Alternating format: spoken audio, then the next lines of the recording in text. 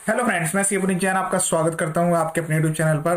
दोस्तों, आज की वीडियो आपके लिए काफी रेलिवेंट है। अगर आपको जीएसटी में मंथली रिटर्न जो कि जीएसटीआर 1 है उसमें कोई चेंज करना है, जैसे आपने प्रीवियस पीरियड में कोई डाटा एंटर किया था उसको आपको रिमूव करना है, उसमें अमेंडमेंट करना है या कोई भी चेंज करना है या कोई फिगर्स ऐसे जिनको रिवाइज करना है, तो वो दो तरीके से की जा सकती है। मैं यहाँ पर दोनों तरीके आपको ब्रीफ करूंगा जीएसटीआर 1 में। वीडियो काफी शॉर्ट में रहेगा, पूरा सुनिएगा। मैं डायरेक्ट आपको पोर्टल पर लेकर चलता हूँ। जीएसटी पोर्टल लॉगिन कर लिया है मैंने दिसंबर मंथ के लिए, करंट के लिए। मैं डाटा आपको बिल्कुल लेटेस्ट जो रिटर्न अभी हम फाइल करने वाले हैं उसी से मैं आपको दिखा देता हूं, ठीक है। तो अभी हम यहाँ पर बात करेंगे क्या, जो हमारी जीएसटीआर 1 है, मैं प्रिपेयर ऑनलाइन में जाकर, क्योंकि आप जो भी अमेंडमेंट करना चाहते हैं या चेंज करना चाहते हैं वो ऑनलाइन भी कर सकते हैं, ऑफलाइन भी कर सकते हैं। मैं आपको ऑनलाइन तरीका बता देता हूँ, सेम यही तरीका आपको ऑफलाइन यूटिलिटी में भी यूज करना है, बट गलती नहीं करनी है। कोई भी मिस्टेक अगर आप जीएसटीआर 1 में कर रहे हैं तो उसके साथ साथ आपकी जीएसटीआर 3 भी गलत मानी जाएगी और दोनों रिटर्न रॉन्ग होने की वजह से आपकी जो एनुअल रिटर्न है उसको भी भरने में प्रॉब्लम आएगी और उसमें भी डाटा गलत तरीके से रिफ्लेक्ट होगा, ठीक है। तो अब ध्यान से समझिएगा। पहले ये हमारी जो टेबल्स हैं, टेबल 4, 5, 6, 7, ये हमारी डाटा एंट्रिंग की टेबल है। अलग अलग टेबल पे जब आप यहाँ पर कर्सर लेके आते हैं तो उसकी ब्रीफिंग यहाँ पर दी हुई है कि ये टेबल जो है इसके अंदर में कौन सी सप्लाई आपको एंटर करनी है। पहले तो ये सप्लाई ध्यान से चेक करके एंटर करें। कुछ लोगों ने क्या किया हुआ है, रिटर्न में कंपोजिशन डीलर्स को अगर सप्लाई की गई है तो उसको अनरजिस्टर्ड में रिपोर्ट किया हुआ है, तो जल्दी ही उनके पास सबके पास नोटिस आएंगे, उनको पेनल्टी लगने वाली है। अब यहां पर हम बात करेंगे चेंज करने की डाटा। तो जो डाटा को हमें चेंज करना है वो हम अमेंडमेंट के थ्रू करते हैं, अमेंड रिकॉर्ड्स डिटेल। बट आपको जब किसी इनवॉइस की वैल्यू में या फिगर्स में चेंज करना है तो आप उसको दूसरे तरीके से भी कर सकते हैं। दूसरे तरीके से कैसे कर सकते हैं मैं आपको बताता हूं कि सपोज कीजिए आपने कोई सेल इशू की है, वो सर्विस की हो या गुड्स की हो, और वो सेल की वैल्यू इंक्रीज हुई है। ध्यान से सुनिएगा, अगर सेल की वैल्यू इंक्रीज हुई है तो उस इंक्रीज वाले पार्ट के लिए आप डेबिट नोट बना सकते हैं। जीएसटी के अंडर में सेलर के पास राइट है डेबिट नोट्स क्रेडिट नोट बनाने का। अगर आप as a purchaser credit debit note बना रहे हैं तो बिल्कुल गलत है, आप जीएसटी के रूल्स का वायलेशन कर रहे हैं। सेल को अगर रिड्यूस करना है, मतलब सेल को आपको घटाना है या रिवर्स करना है, तो उसके लिए आप क्रेडिट नोट बना सकते हैं। अब मैं आपको बताता हूं, जैसे सपोज कीजिए हमने लास्ट मंथ में कोई यहां पर बिल एंटर किया था B2B वाला। जैसे B2B अमेंड करते हैं, मतलब यहां पर जैसे हम एंटर करते हैं डाटा, उसी तरह से हम यहां पर B2B सेलेक्ट करके उसको चेंज कर सकते हैं। मैं आपको यहां पर एंटर करके दिखाता हूं कि सपोज कीजिए हम, क्योंकि इसमें इससे प्रीवियस फाइनेंशियल ईयर का भी यहां पर अलाउड नहीं होगा, तो करंट का मैं आपको एक इनवॉइस एंटर करके दिखाता हूं कि वो हम डाटा को चेंज करते हैं तो उसका इफेक्ट कहां पर जाता है। ये पार्ट है वीडियो का, काफी ध्यान से सुनिएगा। तो यहां पर मैंने एक प्रीवियस मंथ का इनवॉइस नंबर ले लिया है, अब वो एंटर करा मैंने और यहां पर अमेंड किया। तो जब मैं अमेंड करने के बाद यहां पर आता हूं तो ये दूसरा, अगर आपने इसकी वैल्यू में चेंज किया हुआ है, इनवॉइस की सेम पार्टी को किया हुआ है डिफरेंट पार्टी को, तो आप वो वैल्यू यहां पर एंटर करके रिवाइज इनवॉइस नंबर डेट लिख के और उसको आप सबमिट कर देते हैं। जैसे हमने यहां पर वैल्यू अगर चेंज करनी है, इंक्रीज करनी है, डिक्रीज करनी है, तो उसकी वजह से इस रिटर्न में क्या इफेक्ट आएगा, ध्यान से सुनिएगा। ये वाली मिस्टेक काफी पर्सन करते जा रहे हैं अपनी रिटर्न में, जिसकी वजह से 3B में भी गड़बड़ होती जा रही है। अगर आपको वैल्यू में कोई चेंज नहीं करना है, देखिए वैल्यू अगर यहां पर 37,500 है, पार्टी की मिस्टेक हो गई है, मतलब ये जो पार्टी है ये गलत जीएसटी नंबर डल गया था, या इनवॉइस की जो नंबरिंग है वो गलत हो गई है, या जो डेट है वो गलत हो गई है, तब तो आप इस वाले ऑप्शन को यूज करके इस इनवॉइस को अमेंड कर दें, ठीक है। बट जहां पर वैल्यू चेंज करने की बात आए, ध्यान से सुनिएगा, वैल्यू चेंज करने की बात आए, मतलब अगर ये 37,500 की जगह यहां पर 30,000 होता तो आप इस ऑप्शन को यूज ना करें, क्योंकि अगर आप इस ऑप्शन को यूज करके इसको अमेंड यहां पर कर देंगे, सपोज कीजिए मैं आप चेंज करके इसको अमेंड करके सेव कर देता हूं, ठीक है। तो जब मैं इस डाटा से इसको मैं फाइनल करके समरी में सबमिट सेव करके सबमिट कर दूंगा, तो जब मैं अपनी GSTR 3B रिटर्न फाइल करूंगा तो उसमें इसका ये वैल्यू वाला जो ऑटोमेटिक इफेक्ट है, जो कि इनवॉइस मेन वैल्यू यहां पर डलते हैं और अमेंडमेंट जो है वो यहां पर डलती है, ठीक है। ये मैंने केवल एक एग्जांपल लिया है इस वाले इनवॉइस का, क्योंकि इनवॉइस जो है वो नंबर डालकर दिख जाता है, इसलिए मैंने वैल्यू में आपको समझा दिया कि आप वैल्यू में चेंज कर देते हैं। GSTR 1 में ये वाली वैल्यू आपकी चेंज हो गई, ठीक है, बट इसके रेस्पेक्टिव जब इस मंथ की 3B आप फाइल कर रहे होंगे तो उसमें ये जो वैल्यू वाला डिफरेंस है ये ऑटोमेटिकली नहीं जाता है, आपको जीएसटीआर 3B में मैनुअली इसको एंटर करना होता है जहां पर मेरी कंसोलिडेट फिगर फाइल होती है। ठीक है, तो उसकी वजह से अगर आपने यहां पर चेंज कर दिया और यहां पर मैं समरी सेव करके अब मैं जीएसटीआर 3B में आपको ओपन करके दिखाता हूं, तब आपके बेटर समझ में आएगा। तो यहां पर आप देख सकते हैं ये मैंने जीएसटीआर 3B रिटर्न ओपन कर लिया है। अब जीएसटीआर 3B जो रिटर्न है उसमें डाटा यहां पर ऑटोमेटिकली रिफ्लेक्ट होकर आता है जीएसटीआर 1 से। ठीक है, इस टाइप से फिगर्स जो है ये सारी की सारी वैल्यू ऑटोमेटिकली आ रही है।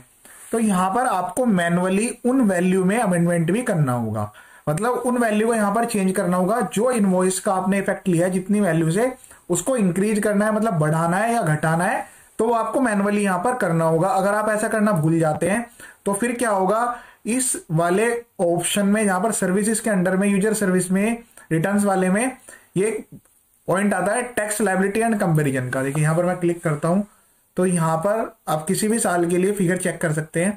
जीएसटीआर 1 और 3B का 100% मैच होना जरूरी है और पहली जो टेबल है वो ये चीज दिखाती है। देखिए यहां पर ये वैल्यू इस तरह से दिखाती है। अभी दिसंबर मंथ के लिए इस वाले पर्सन की जीएसटीआर 1 फाइल हो चुकी है, जीएसटीआर 3B फाइल नहीं हुई है, इसलिए थोड़ा सा डिफरेंस आ रहा है इतनी ही वैल्यू का। अदरवाइज ये पूरी 100% वैल्यू मैच है। बट आपके केस में क्या होगा, अगर आपने अमेंड वाले ऑप्शन को यूज कर लिया तो ये वैल्यू ऐसे आपकी जो है सेम नहीं आएंगी।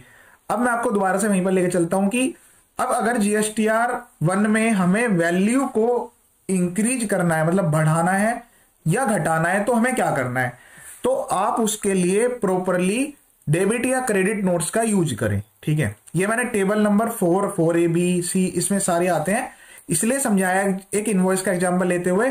बाकी अगर मैं बात करूं B2C लार्ज तो उसके लिए भी अमेंडमेंट की टेबल यहां पे है, एक्सपोर्ट इनवॉइस के लिए भी अमेंडमेंट की टेबल यहां पे है। B2C अदर्स, अगर जो स्मॉल होते हैं, स्मॉल वाले जो जिनके वैल्यू में आपने अनरजिस्टर्ड पर्सन को स्मॉल टैक्स पेयर्स में सप्लाई किया उनके लिए, मतलब इस वाले ऑप्शन से सेकंड वाला जो ऑप्शन आता है, क्योंकि अगर इनवॉइस की वैल्यू 2.5 लाख रुपए तक की है और अदर स्टेट की है तो यहां पर डलती है, बाकी सब यहां पर आते हैं B2C वाले में। इसी तरह से रिलेटेड सप्लाई हो गई, फिर ये क्रेडिट नोट्स, डेबिट नोट्स आ गई, एडवांस आ गया, और फिर इनकी यहां पर अमेंडमेंट हो गई। तो जहां पर वैल्यू का चेंज करना हो तब आप इस अमेंडमेंट वाले ऑप्शन को यूज ना करें। अगर ऐसा आप कर रहे हैं तो मैनुअली जाकर 3B में भी चेंज करें। पहला तरीका था कि अमेंडमेंट का, कि आपने इनवॉइस नंबर डाला, अमेंड हो गया। ऐसे ही B2C में अगर हम बात करें तो यहां पर तो स्टेट वाइज वैल्यू आती है। जैसे ये तो डेबिट क्रेडिट नोट वाला हो गया, मैं आपको B2C वाला दिखाता हूं। उसके लिए पॉइंट नंबर होता है आपका, यहां पर दूसरा दिया रहता है ये वाला, 7 वाला पॉइंट जो है वो 10 से लिंक है। तो इस पर मैंने क्लिक किया तो यहां पर केवल POS मांगता है, मतलब प्लेस ऑफ सप्लाई, जो भी आपका स्टेट था कि आपने कहां पर सप्लाई किया है। अगर उस स्टेट में आपकी अनरजिस्टर्ड सप्लाई है तब ये वैल्यू शो करेगा, क्योंकि इस केस में यहां पर नहीं है तो वैल्यू शो नहीं करेगा। अमेंड रिकॉर्ड पर क्लिक करेंगे तो उस महीने की पूरी वैल्यू आपको दिखा देगा, आप चेंज करके सबमिट कर देंगे। बट वो गलत तरीका है, क्योंकि रिटर्न में आपने जो वैल्यू है वो जीएसटीआर 1 में तो अमेंड कर दी कि इस प्रीवियस मंथ के लिए अपडेट कर दे, पर पोर्टल को अपने आप नहीं पता लगेगा। उसके लिए 3B में जाकर आपको, जो मैंने 3B यहां पर दिखाई है, उसमें मैनुअली आपको चेंज करना पड़ेगा डाटा में जाके। ठीक है, या तो आप ये तरीका करिए कि पहले जीएसटीआर 1 में भी आप मैनुअली एंटर करिए, डाटा को चेंज करिए, या दूसरा तरीका है, सबसे बेटर तरीका है, इसको आप जो है तब यूज करेंगे कब, जब आपको वैल्यू में चेंज करने होंगे। अभी मैं आपको यहां जीएसटीआर 3B में बता रहा था कि वो वैल्यू आपको जीएसटीआर 3B में मैनुअली जाके एंटर करनी पड़ेगी। बट अगर आप इसी के लिए, अगर आपको ध्यान से सुनिए, आपकी जो पार्टी है वो आपकी पार्टी जो है उसमें कोई भी मिस्टेक नहीं हुई है और जो इनवॉइस की वैल्यूज है उनको आपको चेंज करना है, मतलब एक तरह से उस इनवॉइस के अगेंस्ट में आपको वैल्यू को इंक्रीज करना है, डिक्रीज करना है। या कभी कभी क्या होता है कि पूरी की पूरी सप्लाई कैंसिल हो जाती है, कि पूरी की पूरी सप्लाई आपकी कैंसिल होगी, कि कॉन्ट्रैक्ट था वो आपका कैंसिल हो गया, तो पूरी की पूरी सेल ही रिवर्स करनी है। ये गुड्स के केस में भी हो सकता है और सर्विस के केस में भी, कि पूरा का पूरा सामान रिटर्न करा लिया आपने, तो उस केस में भी डेबिट या क्रेडिट नोट्स बनाकर ही रिवर्स करना बेटर रहता है। गुड्स के केस में आपको ईवे बिल के रूल्स भी फॉलो करनी है, सर्विस के केस में ऐसा कोई मैंडेटरी नहीं है। क्योंकि क्रेडिट नोट में जब आप यहां पर वैल्यू ऐड करते हैं क्रेडिट नोट के थ्रू, तो इसका एक यूनिक नंबर होता है, और ये नंबर इसमें इतनी अच्छी फैसिलिटी की है कि मल्टीपल इनवॉइस के लिए भी आप सिंगल क्रेडिट नोट या डेबिट नोट यूज कर सकते हैं। यहां पर नोट का नंबर आ गया, डेट आ गई, वैल्यू आ गई, टाइप आपने सेलेक्ट कर लिया, उसके बाद आपने वैल्यू एंटर कर दी। तो जो ये वैल्यू आप यहां पर एंटर करते हैं तो सिस्टम की ऐसी ऑटोमेटिकली सेटिंग की हुई है कि यहां पर जो वैल्यू जाएगी वो इस वाले कॉलम को इन सबको टोटल करके, मतलब जो लायबिलिटी वाले कॉलम है, तो इसमें क्या है कि ये सारी वैल्यू ऐड करके और इसमें से डेबिट क्रेडिट नोट अपने आप ये लेस करके या ऐड करके जो नेट वैल्यू है वो जीएसटीआर 3B में यहाँ पर इस वाले कॉलम में शो कर देता है। तो इससे क्या होता है कि आपका जो इफेक्ट है वो ऑटोमेटिकली एडजस्टमेंट हो जाता है।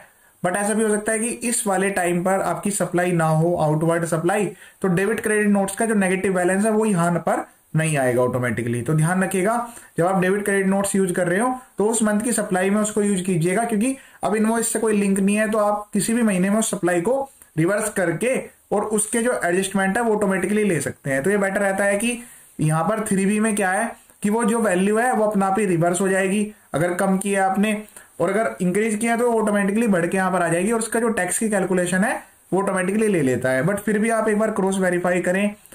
क्या वेरीफाई करें? जो आपने GSTR 1 फाइल की है, ये भी वीडियो का इंपॉर्टेंट पार्ट है, ध्यान से सुनिएगा। यहाँ पर होने के बाद पूरी जब मैं जनरेट समरी पर क्लिक करता हूँ तो उसके बाद मुझे यहाँ पर फाइनल फिगर करके फाइनल मेरी जो ये GSTR 1 है ये मेरे पास आ जाती है। तो व्यू स्टेटमेंट पे आप क्लिक करके इसको डाउनलोड कर लेते हैं। फाइल स्टेटमेंट के बाद ये डाउनलोड समरी पे PDF आ जाएगी, बट जब फाइनल हो जाएगी तो फाइनल लिखा हुआ आएगा। तो इसमें जो टैक्स की वैल्यू जो आती है, मतलब ये जो कॉलम्स है अलग अलग, इनका टोटल सब टोटल करके एक नीचे कॉलम में टोटल आ जाएगा। उस टोटल से आप GSTR 3B में जो वैल्यू आ रही है यहाँ पर टेबल में उसको एक बार क्रॉस वेरीफाई कर ले। तो इससे क्या होगा, आपको कभी भी दिक्कत नहीं होगी। और टाइम टू टाइम आप क्या करते रहे, सर्विस के अंडर में, रिटर्न्स के अंडर में जो ये ऑप्शन आता है टैक्स लायबिलिटी एंड कंपेरिजन का, इससे कंपेयर करते रहे। मंथ वाइज आपने डाटा को जो है रेक्टिफाई करके चले। अगर किसी महीने में मिस्टेक हो गई है तो ज्यादा से ज्यादा उसको नेक्स्ट 2 मंथ में कंसीडर कर लें। इससे क्या होगा, कोई नोटिस भी नहीं आएगा। अभी GST में नया फॉर्म आ गया है, नए रूल्स आ गया है DRC 01B के लिए। मैंने चैनल पर एक वीडियो भी अपलोड की थी, उसमें काफी स्ट्रिक्ट प्रोविजन है। क्या प्रोविजन है? एक तो GSTR 1 आपकी ब्लॉक कर देगा, दूसरा आपकी डिमांड ऑटोमेटिकली जनरेट कर देगा, और अगर आपने जेन्युइन रीजन भी सबमिट नहीं किए तो उसके बाद GST भी सस्पेंड हो सकता है। तो उन सारी चीजों से बचने के लिए ये पूरी एक्टिविटी करते रहे मंथली। चैनल पर काफी सारे GST के, इनकम टैक्स के वीडियो हैं, चैनल पर जाकर वीडियो जरूर देखें, आपको 100% बेनिफिट मिलेगा। GSTR 1 को अमेंड करने का, रेक्टिफाई करने का सबसे बेटर तरीका मैंने आपको बता दिया। दोनों जो भी ऑप्शन यूज करने हैं वो आराम से आप कर सकते हैं। ये वीडियो देखने के लिए थैंक यू सो मच।